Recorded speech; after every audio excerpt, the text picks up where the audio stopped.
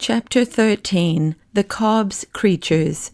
About this time, the gentlemen whom the king had left behind him to watch over the princess had each occasion to doubt the testimony of his own eyes, for more than strange were the objects to which they would bear witness. They were of one sort, creatures, but so grotesque and misshapen as to be more like a child's drawings upon his slate than anything natural. They saw them only at night, while on guard about the house. The testimony of the man who first reported having seen one of them was that, as he was walking slowly round the house, while yet in the shadow, he caught sight of a creature standing on its hind legs in the moonlight, with its forefeet upon a window ledge, staring in at the window. Its body might have been that of a dog or wolf, he thought, but he declared on his honour that its head was twice the size it ought to have been for the size of its body, and as round as a ball, while the face, which it turned upon him as it fled, was more like one carved by a boy upon the turnip inside which he is going to put a candle, than anything else he could think of. It rushed into the garden. He sent an arrow after it, and thought he must have struck it, for it gave an unearthly howl, and he could not find his arrow any more than the beast, although he searched all about the place where it vanished. They laughed at him until he was driven to hold his tongue, and said he must have taken too long a pull at the ale-jug. But before 2 nights were over, he had one to side with him, for he too had seen something strange, only quite different from that reported by the other. The description the second man gave of the creature he had seen was yet more grotesque and unlikely. They were both laughed at by the rest, but night after night another came over to their side, until at last there was only one left to laugh at all his companions. 2 nights more passed, and he saw nothing. But on the 3rd he came rushing from the garden to the other 2 before the house, in such an agitation that they declared, for it was their turn now, that the band of his helmet was cracking under his chin, with the rising of his hair inside it. Running with him into that part of the garden which I have already described, they saw a score of creatures, to not one of which they could give a name, and not one of which was like another, hideous and ludicrous at once, gambolling on the lawn in the moonlight. The supernatural, or rather subnatural, ugliness of their faces, the length of legs and necks in some, the apparent absence of both or either in others, made the spectators, although in one consent as to what they saw, yet doubtful, as I have said, of the evidence of their own eyes, and ears as well, for the noises they made, although not loud, were as uncouth and varied as their forms, and could be described neither as grunts, nor squeaks, nor roars, nor howls, nor barks, nor yells, nor screams, nor croaks, nor hisses, nor mews, nor shrieks, but only as something like all of them mingled in one horrible dissonance. Keeping in the shade, the watchers had a few moments to recover themselves before the hideous assembly suspected their presence, but all at once, as if by common consent, they scampered off in the direction of a great rock, and vanished before the men had come to themselves sufficiently to think of following them.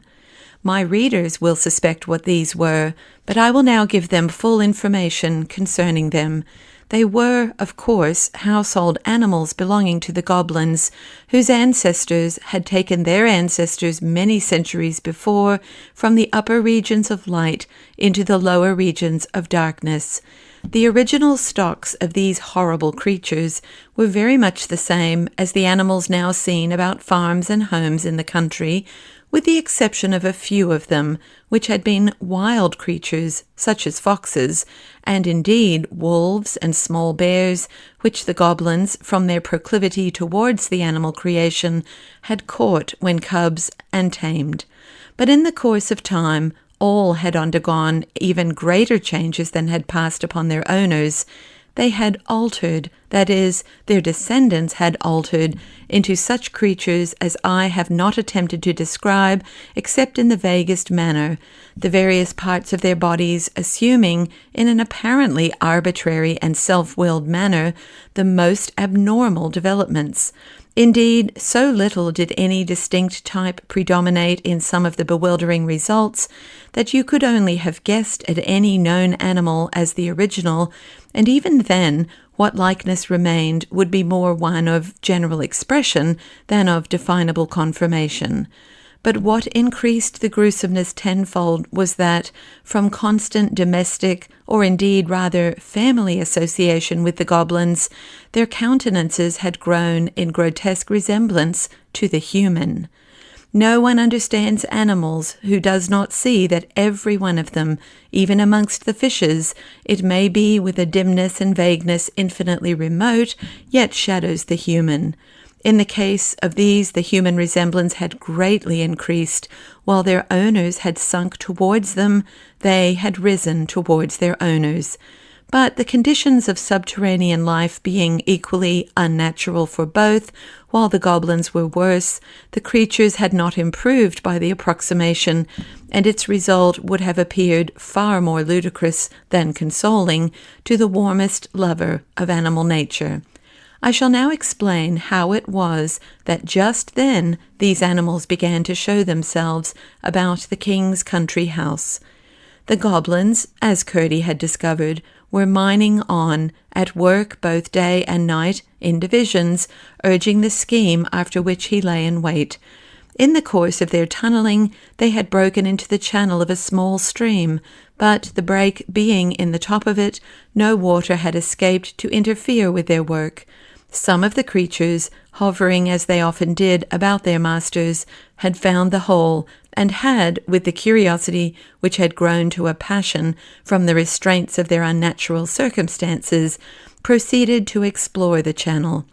The stream was the same which ran out by the seat on which Irene and her king papa had sat, as I have told, and the goblin creatures found it jolly fun to get out for a romp on a smooth lawn such as they had never seen in all their poor, miserable lives. But although they had partaken enough of the nature of their owners to delight in annoying and alarming any of the people whom they met on the mountain, they were, of course, incapable of designs of their own, or of intentionally furthering those of their masters. For several nights after the men-at-arms were at length of one mind as to the fact of the visits of some horrible creatures, whether bodily or spectral they could not yet say, they watched with special attention that part of the garden where they had last seen them. Perhaps, indeed, they gave in consequence too little attention to the house, but the creatures were too cunning to be easily caught, nor were the watchers quick-eyed enough to descry the head or the keen eyes in it, which, from the opening whence the stream issued, would watch them in turn, ready, the moment they should leave the lawn, to report the place clear.